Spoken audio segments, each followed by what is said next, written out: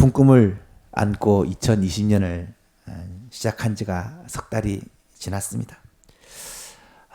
2020년의 시작과 함께 뜻하지 않은 코로나19 사태로 말미암아 우리의 계획과 우리의 걸음에 많은 어려움들이 있습니다. 사실 우리 교회뿐만이 아니죠. 온 나라와 전 세계가 이로 말미암아 많은 고통을 겪고 있습니다. 아마 여러분은 하루하루를 불안과 초조 속에서 조심조심 하면서 그렇게 살아가고 계실 것입니다. 이런 어려움, 환난 가운데서 경제, 정치, 사회뿐 아니라 전반적으로 최고의 침체기를 걸어가는 그런 상황 가운데서 우리에게 꼭 필요한 믿음이 무엇일까? 우리에게 꼭 필요한 믿음은 우리가 섬기는 하나님은 지금 이 순간에도 살아계시고 역사하시는 하나님이시다라는 믿음입니다. 때로는 침묵하고 계신 것처럼 느껴질 때가 있고 때로는 방관하고 계신 것처럼 느껴질 때가 있습니다. 하지만 그것은 우리의 생각일 뿐입니다. 하나님은 졸지도 않으시고 주무시지도 않으시는 하나님이십니다. 우리 하나님은 불꽃 같은 눈으로 자기 자녀들을 살펴보시고 자기 백성들을 다스리시고 일하시는 분이세요. 지금도 하나님의 선하신 뜻과 계획을 따라 천지 만물을 주관하시고 온 세계를 붙드시고 운행하시는 분이 하나님이심을 우리는 꼭 믿어야 한다라는 것이죠. 성경을 보시면 하나님은 꼭 좋은 일을 통해서만 역사하시는 것이 아니라는 것을 알 수 있습니다. 때로는 하늘에서 만나와 메추라기를 내리셔서 백성들을 먹이시기도 하셨지만 때로는 비를 막고 자연을 막으사 기근을 허락하셔서 하나님의 뜻을 이루기도 하셨습니다. 광야에서 불기둥과 구름기둥으로 백성들을 안전하게 보호해 주시기도 하셨지만 때로는 외적들에 의해 침입을 받음으로 말미암아 큰 고통을 겪게도 하셨다라는 사실이죠. 광야를 지나는 동안 하나님은 율례와 규례를 정하시고 이것을 지키면 애굽 사람에게 내렸던 수많은 질병 가운데 하나도 너희에게 내리지 아니하리라. 나는 너희를 치료하는 여호와라 말씀하셨지만 어떨 때는 전염병으로 말미암아 수만 명이 한꺼번에 죽게도 하셨다라는 것을 우리는 알고 있습니다. 좋은 것도 하나님의 역사이지만 때로는 무서운 재앙도 하나님이 하시는 일이라는 것이죠. 그렇다면 이러한 재앙을 만났을 때, 이런 큰 어려움을 만났을 때 우리는 어떤 마음과 어떤 자세를 가져야 될까? 이것이 누구의 잘못인가? 누구로부터 시작되었나? 밝혀내서 엄히 처벌해야 할까? 무능력하고 판단력이 흐린 지도자들을 탓해야 할까요? 문제 해결을 위해서 이기적이고 협조하지 않는 그런 사람들을 원망하고 불평해야 할까요? 여러분, 그렇지 않습니다. 이런 것은 우리가 안 해도 할 사람이 참 많이 있어요.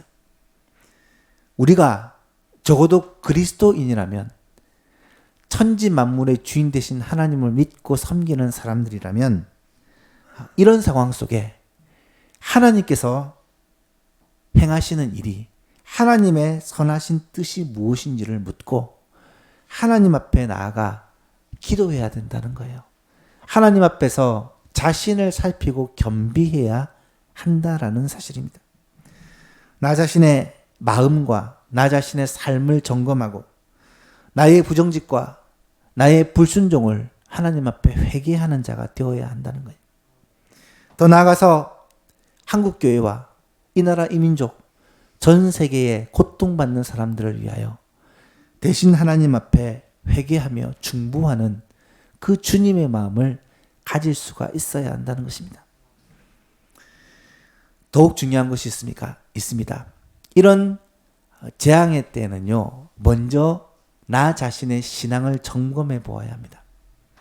만약에 오늘이라도 하나님께서 나를 부르신다면 나는 하나님 앞에 설 준비가 되어 있는가? 구원의 확신이 내게는 있는가?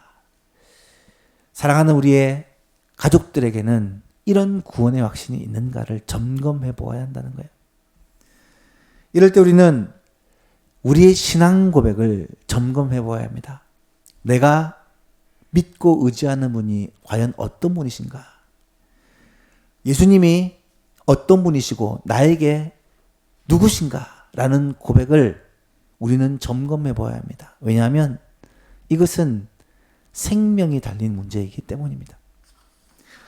지난 시간에 우리는 빌립보 가이사랴에서 예수님의 제자들에게 하셨던 질문, 너희는 나를 누구라 하느냐라는 이 질문이 가지는 의미에 대해서 생각을 해보았습니다. 먼저 이 질문은 그릇된 대답이 많이 나올 수 있는 어려운 질문이다 라고 말씀을 드렸습니다. 세상 사람들은 예수님에 대해서 알고 있어요. 저마다 자신의 생각을 가지고 예수님을 말합니다. 하지만 그들 대부분은 잘못된 지식이라는 거예요.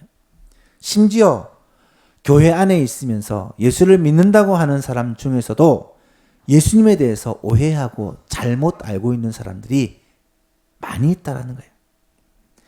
두 번째로 이 질문은 인생의 사활이 걸려있는 매우 중요한 질문이라고 말씀을 드렸습니다. 이 질문이 중요한 이유는 인생의 성패, 성공과 실패, 인생의 운명이 이것에 달려있기 때문입니다. 예수님이 어떤 분이신가 라는 것은 단순히 지식의 영역, 알고 모르는 영역이 아니라 우리의 생명이 달린, 영생이 달린 가장 중요한 질문이다 라는 것을 말씀을 드렸습니다. 마지막으로 이것은 예수님의 최대 관심이자 제자들을 향한 예수님의 의도적인 질문이었다라고 말씀드렸습니다. 예수님은 이 질문을 던지기 위해 지난 3년 동안 제자들을 직접 뽑고 직접 데리고 다니시면서 훈련을 시키셨어요. 그리고 일부러 빌립보 가이사랴까지 먼 거리를 수학여행을 가셔서 가장 진지한 분위기 속에서 그들에게 묻고 있다는 거예요. 너희는 나를 누구라 하느냐? 이때 시몬 베드로가 대답합니다. 베드로는 아마도 조금도 망설임 없이 즉시 대답을 했을 거예요. 16절에 보니까 시몬 베드로가 대답하여 이르되 주는 그리스도시요 살아계신 하나님의 아들이시니다. 주는 그리스도시요 살아계신 하나님의 아들이시니다. 이것은 베드로의 신앙 고백이었습니다. 너희는 나를 누구라 하느냐라는 예수님의 질문에 대해 이 베드로의 확실한 고백이었다라는 것이죠. 이것은 베드로가 모든 것을 버리고 예수님을 따랐던 이유입니다. 이것은 베드로가 지난 4년 동안 예수님과 함께 동고동락하면서 보고 배우고 느끼고 깨달은 이 베드로의 고백이었다라는 거예요. 여러분, 뿌리가 있어야 나무가 자라고 열매를 맺습니다. 집을 지으려면 기초를 반드시 다져야 건물을 세울 수 있죠. 바른 신앙 고백이라는 것은 바로 이런 뿌리와 같은 것이고 기초와 같은 거예요.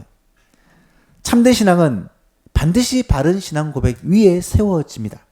만약에 바른 신앙 고백이 없다면 우리의 신앙은 바른 신앙이 될 수 없다라는 것입니다. 바른 신앙 고백으로부터 교회가 출발되었고 바른 신앙 고백으로 말미암아 구원이 선포되었고 바른 신앙 고백으로 말미암아 영생을 누리게 된다는 거예요. 3월 한 달 동안 우리는 이 바른 신앙 고백이라는 제목을 가지고 함께 말씀을 생각합니다. 특별히 이 베드로가 주님을 향해 고백했던 이 고백을 우리가 자세히 생각해 봄으로 말미암아 우리의 신앙 고백을 다지는 시간이 되었으면 좋겠어요. 나는 과연 예수님을 어떻게 알고 믿느냐? 나에게는 어떤 신앙의 고백이 있느냐? 주님 앞에 섰을 때 주님께 우리는 무엇이라고 말할 수가 있느냐? 여러분, 이런 신앙의 고백들이 이런 위기의 시기 가운데 우리에게 단단하게 다져지는 귀한 시간이 될 수 있기를 축복합니다. 여기서 중요한 사실은요, 베드로의 이 고백이 베드로 개인의 고백이 아니었다는 거예요. 예수님은 이 고백을 들으시고 뭐라고 합니까? 바요나 시몬아 내가 복이 있도다. 이것을 내게 알게 하니는 혈육이 아니라 사람이 아니라 하늘에 계신 내 아버지시다. 이것을 베드로에게 알고 고백하게 하신 분이 사람이 아니라 베드로 자신이 아니라 하늘에 계신 하나님이시라는 거예요. 이 말은 다시 말하면 오늘 우리도 예수님께 대해서 바른 신앙 고백을 할 수 있는 것은 우리가 스스로 깨달음도 아니고 누가 가르쳐 주심도 아니고 하늘에 계신 하나님, 우리 가운데서 역사하시는 그 하나님께서 이것을 가르쳐 주시고 깨닫게 하시고 우리로 하여금 고백하게 해 주신다라는 거예요. 사랑하는 여러분, 우리도 하나님께서 깨닫게 하심으로 말미암아 바른 신앙 고백을 할 수 있기를 간절히 소원합니다. 오늘은 이 베드로의 신앙 고백의 내용을 살펴보면서 함께 은혜를 나누었으면 좋겠어요. 첫 번째로 바른 신앙 고백은 예수님을 그리스도로 고백하는 것입니다. 바른 신앙 고백은 예수님을 그리스도라고 고백하는 것이에요. 16절에 보니까 시몬 베드로가 대답하여 이르되 주는 그리스도시요. 주는 그리스도시요. 우리말 성경에서는 주는 그리스도시요라고 번역이 되어 있지만 헬라어 원어 성경을 찾아보니까 쉬에이호 크리스토스, 쉬에이호란 말은 당신은 2인칭 대명사예요.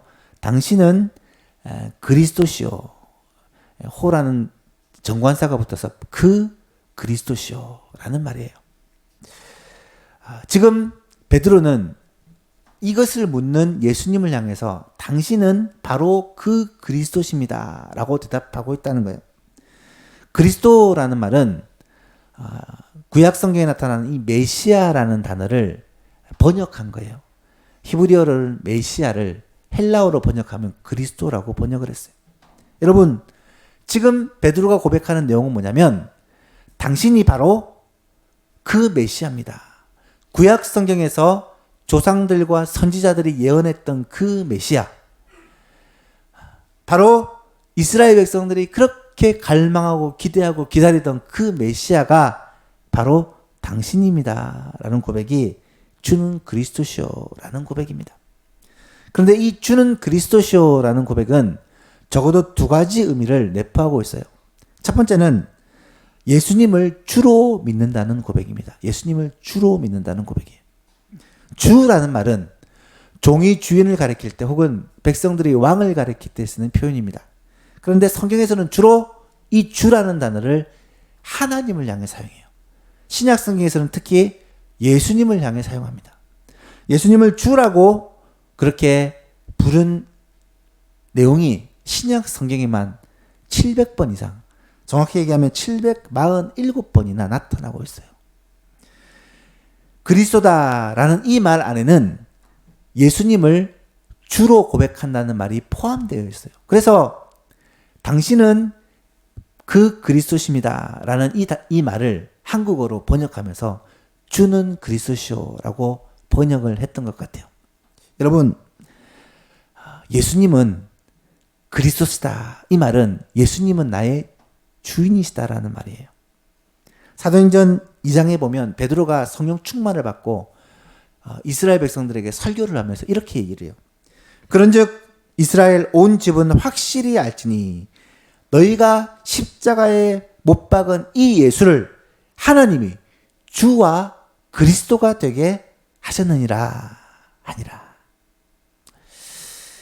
빌립보서 2장에 보면 바울 사도가 너희 안에 이 마음을 품으라. 그리스도 예수의 마음이니.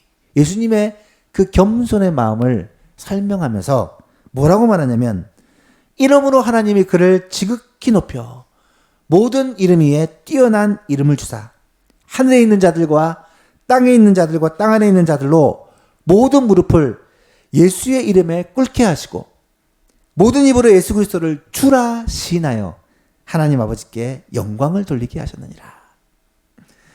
바른 신앙 고백은요, 예수님을 주로 고백하는 신앙입니다. 예수님이 주시라는 말은 예수님이 우리의 주인이라는 말이에요. 예수님이 우리의 주인이라는 말은 우리의 삶의 주인이시라는 말이고요. 우리의 물질의 주인이시라는 말이고요. 우리의 시간의 주인이시라는 말이고 우리의 생명의 주인이시라는 말이에요. 사실 우리가 이것을 인정하든 인정하지 않든 예수님이 우리의 주인 되시면 변함이 없습니다. 하지만 성경은 우리가 우리의 중심으로 예수님을 주라고 고백하기를 원하신다는 거예요. 바울 사도는 이것을 깨닫고 이렇게 고백합니다. 우리가 살아도 주를 위하여 살고 죽어도 주를 위하여 죽나니 그러므로 사나 죽으나 우리가 주의 것이로다. 이를 위하여 그리스도께서 죽었다가 다시 살아나셨으니 곧 죽은 자와 산 자의 주가 되려 하심이라.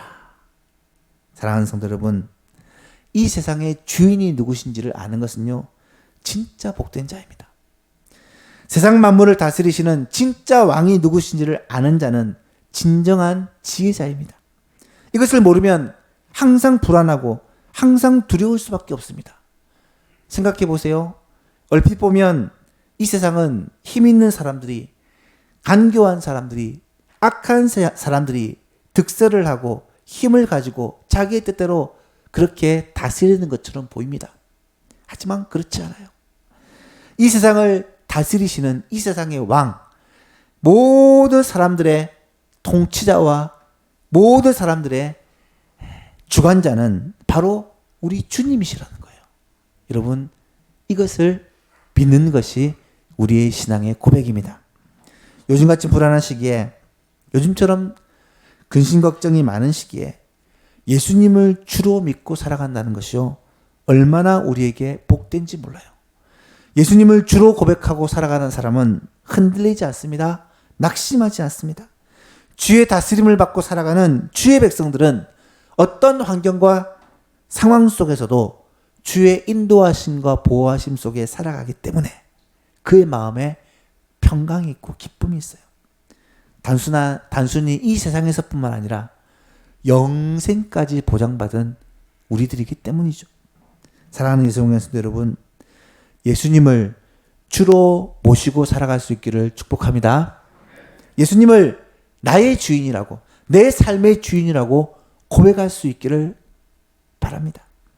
예수님이 우리의 가정과 우리 교회와 이 나라와 온 세계의 왕이심을 믿고 고백하는 이 신앙을 우리가 꼭 가지고 있기를 주 예수 그리스도 이름으로 축복합니다. 두 번째로, 예수님을 그리스도라고 고백하는 것은요, 예수님을 구주로 믿는다라는 말이에요. 예수님을 구주로 믿는다. 그리스도라는 말은 구약의 메시아를 번역한 것이다 라고 말했는데요. 이 메시아가 구약에서 어떤 의미로 쓰였느냐 찾아보면 주로 구원자라는 의미로 사용되었어요.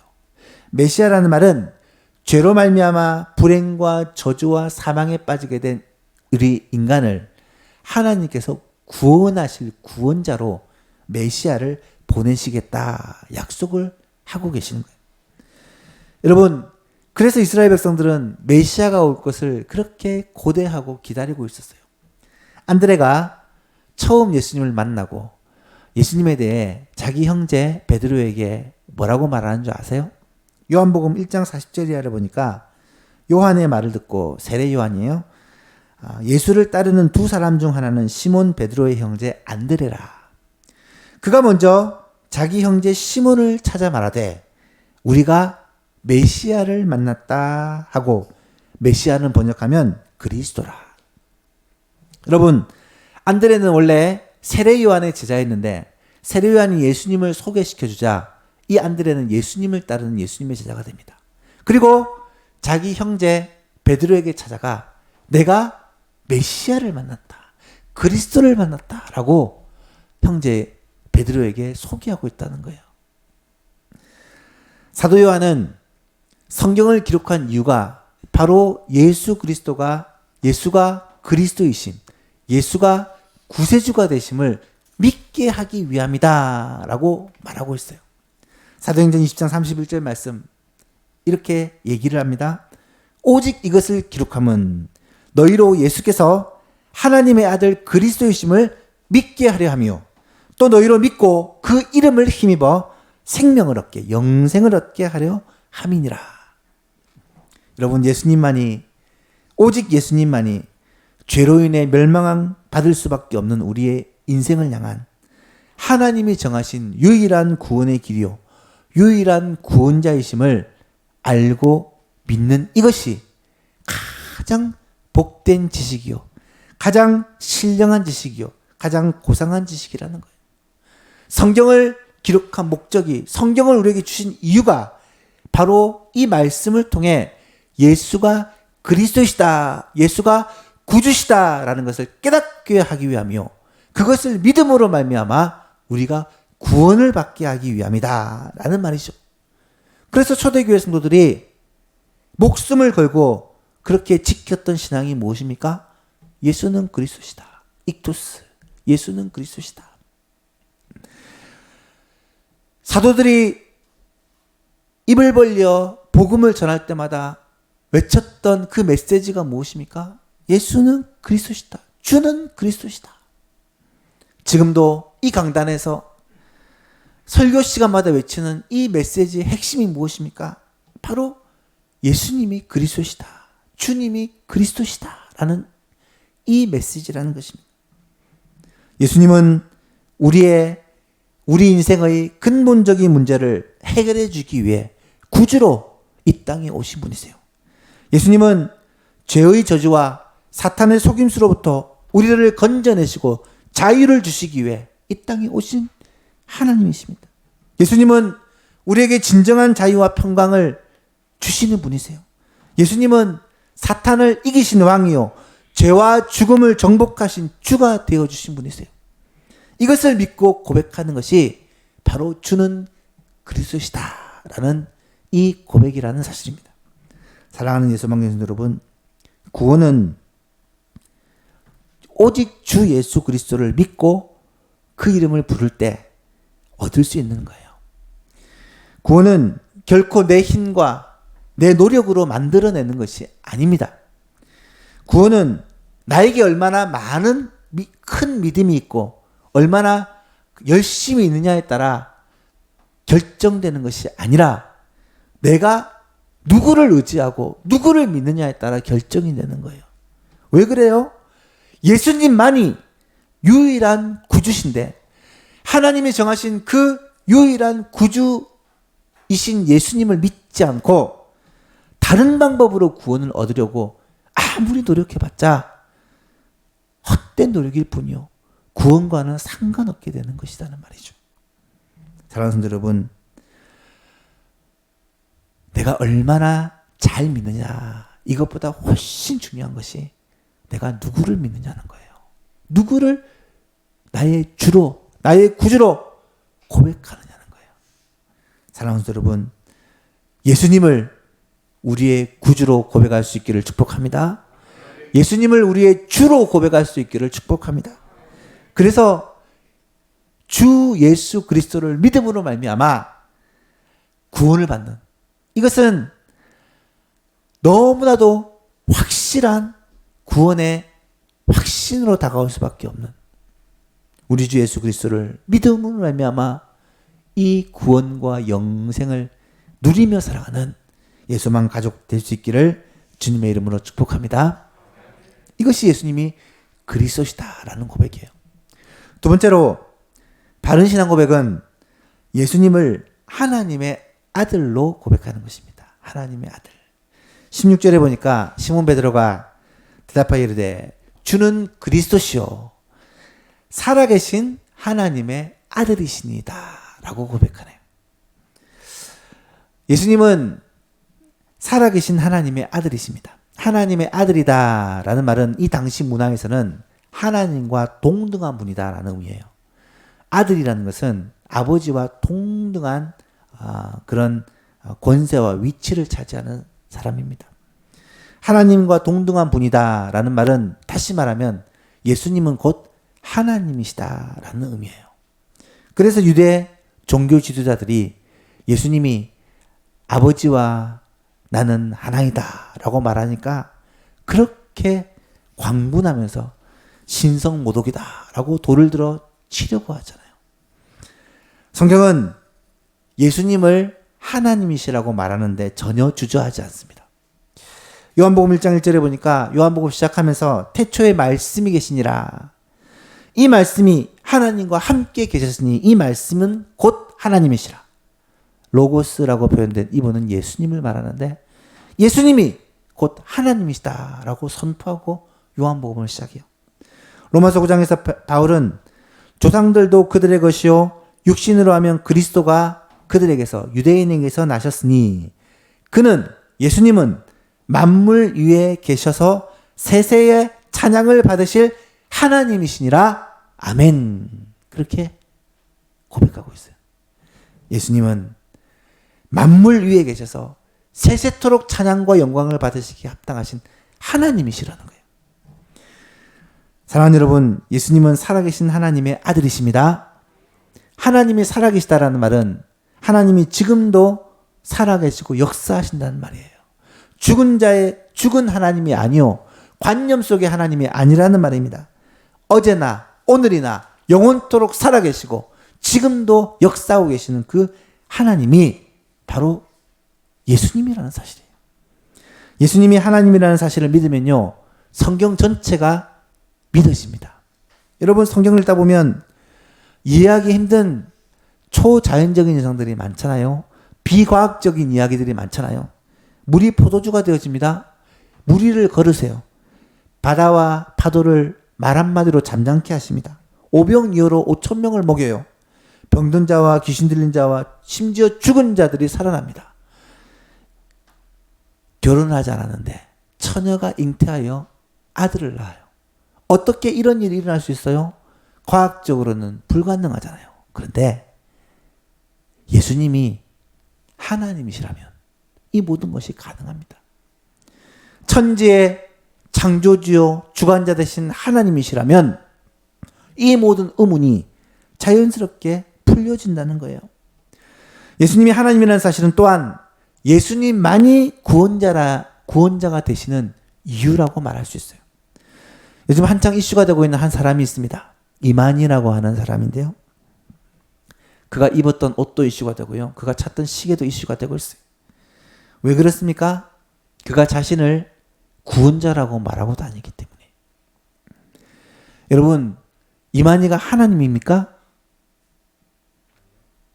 그런데 이만희가 하나님이라고 믿는 사람이요. 우리나라에 30만 명이 넘어요. 30만 명이. 고신교단 전체가 몇 명인 줄 아세요? 40만 명이 되지 않아요. 고신교단 전체와 비슷한 사람들이 이만희를 하나님으로 알고 있어요. 여러분, 사람이요 구원자가 될 수 없습니다. 죄인이 죄인을 결코 구원할 수 없어요. 죄인을 구원할 수 있는 분은 하나님이신 예수님, 하나님의 아들이신 예수님만이 유일한 구원자이시라는 거예요. 여러분, 예수님이 유일한 구원자라고 하니까 사람들이 싫어하죠. 왜 기독교는 독선적이냐? 구원의 길이 이것도 있고 저것도 있다라고 얘기하면 되는데 왜 예수님만이 구원의 유일한 길이라고 그렇게 얘기를 하느냐? 그런데요, 그렇지 않아요.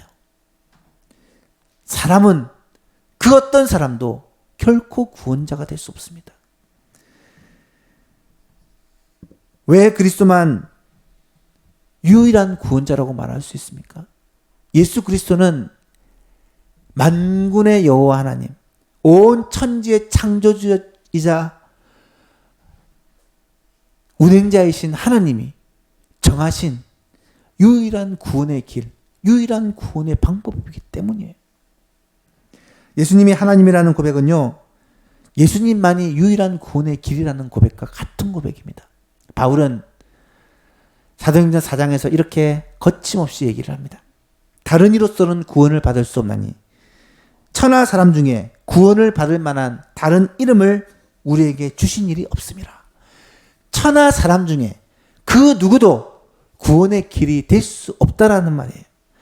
예수님은 세계 역사에 나타난 수많은 종교 지도자들 중에 한 사람이 아니에요.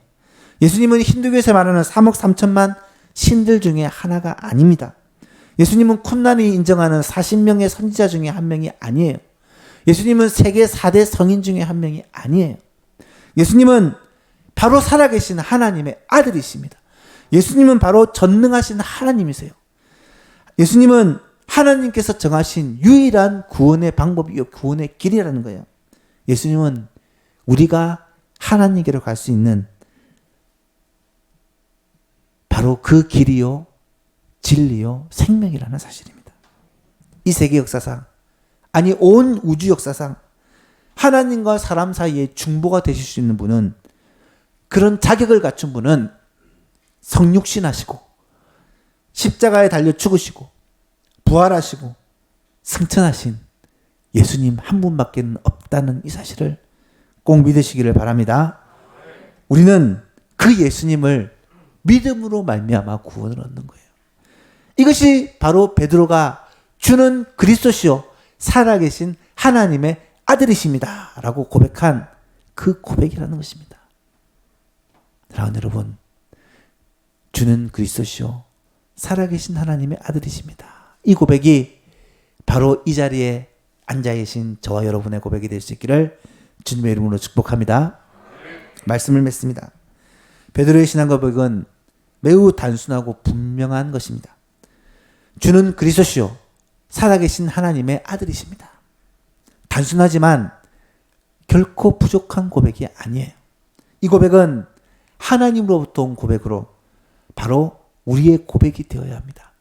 사랑하는 여러분, 우리의 소망 모든 가족들은 예수님을 그리스도로 고백할 수 있기를 축복합니다.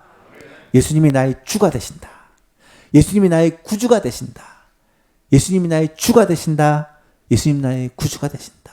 이 고백을 우리가 중심으로 할 수 있기를 바라고요. 또한 예수님을 하나님의 아들로 고백할 수 있기를 축복합니다. 천지 만물을 다스리시고 운행하시는 하나님의 아들 예수님, 그분이 나의 유일한 구원자시다. 나를 주님께로 인도하는 중보자시다. 이 사실을 믿음으로 말미암아 이 영원한 하나님의 나라, 이 구원과 영생과 하나님의 자녀됨의 복과 천국에서 영생을 누리는 이 복을 받아 누리는 우리의 소망 모든 가족들이 될 수 있기를 우리 주 예수 그리스도의 이름으로 축복합니다.